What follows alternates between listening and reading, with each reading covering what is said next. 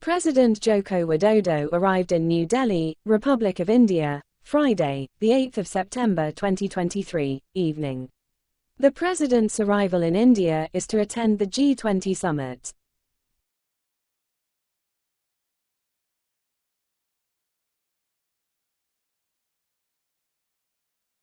The G20 members are Australia, Argentina, Brazil, Canada, China, the European Union, Germany, France, India, Indonesia, Mexico, Japan, Italy, Saudi Arabia, Russia, South Africa, South Korea, Turkey, the United Kingdom and the United States.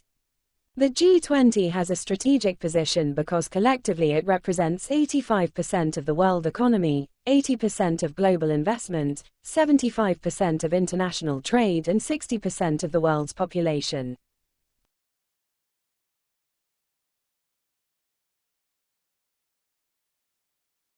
Apart from attending the G20 summit in India, President Jokowi also held bilateral meetings with a number of state leaders.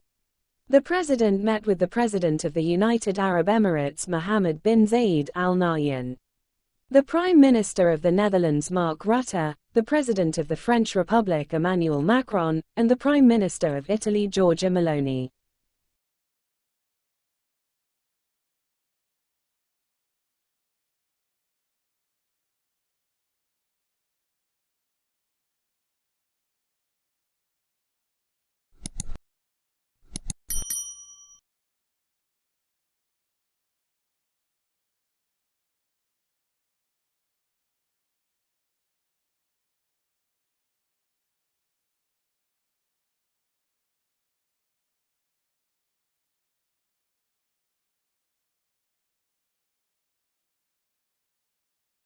Hurricane Daniel, which occurred in the Mediterranean Sea, caused 2 Libyan dams to collapse and produced major flooding on Monday, the 11th of September 2023.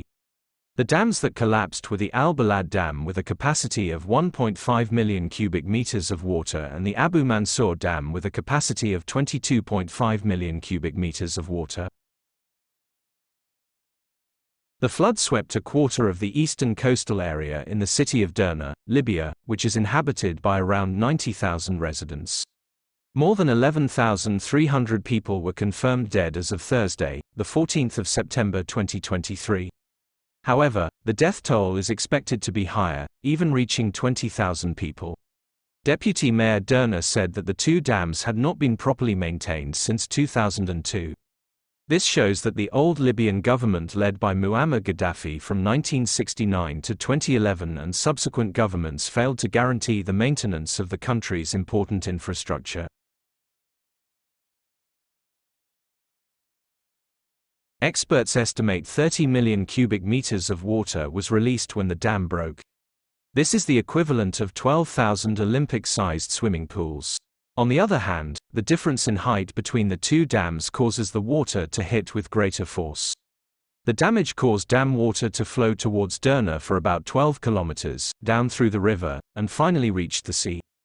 The wide reach of the dam's water flow and the large impact of the water cause more severe disaster impacts.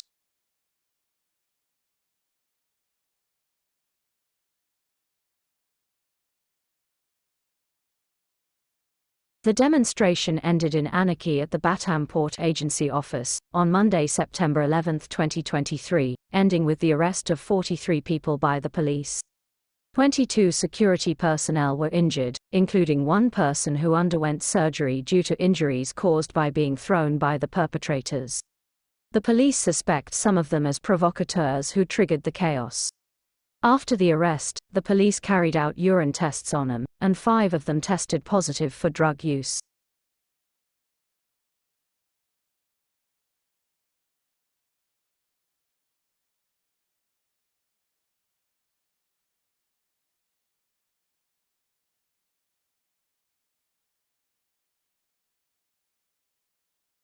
Land conflicts on Rempang Island have been going on for decades.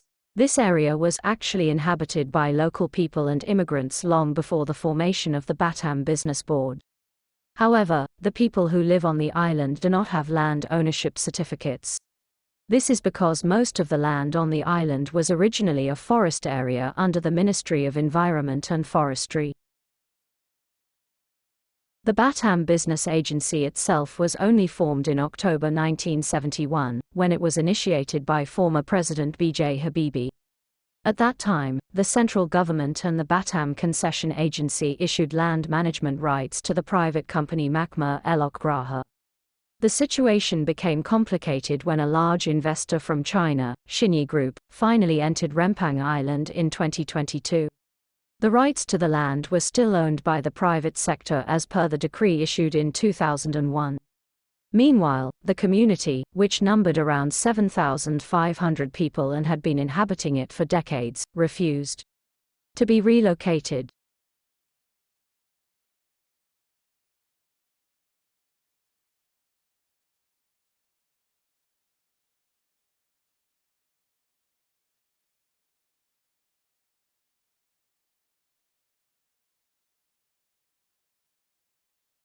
President Joko Widodo visited PT Pindad in Bandung City, Tuesday, the 19th of September 2023. Jokowi revealed PT Pindad's rapid progress as a domestic defense industry company. According to him, the products produced by PT Pindad have been recognized globally. Not only that, he also believes that PT Pindad can reach the top 50 companies in the world producing defense and security equipment. During his visit this time, Jokowi used the Jakarta-Bandung fast train.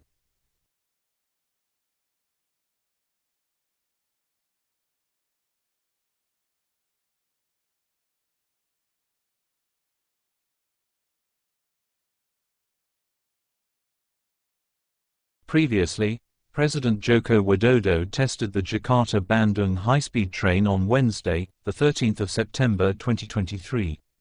President Jokowi hopes that the presence of this fast train transportation mode can increase people's interest in switching from using private cars to public transportation.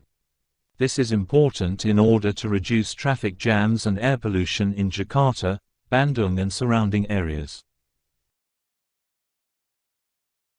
The high-speed train has a 142.3 kilometers long track with 13 tunnels, with 4 stopping stations. The fast train will cover the distance from Jakarta to Bandung in 36 to 44 minutes.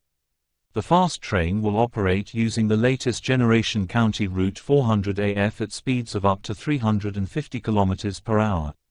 The fast train will have 3 classes, a capacity of up to 601 passengers and special space for the disabled.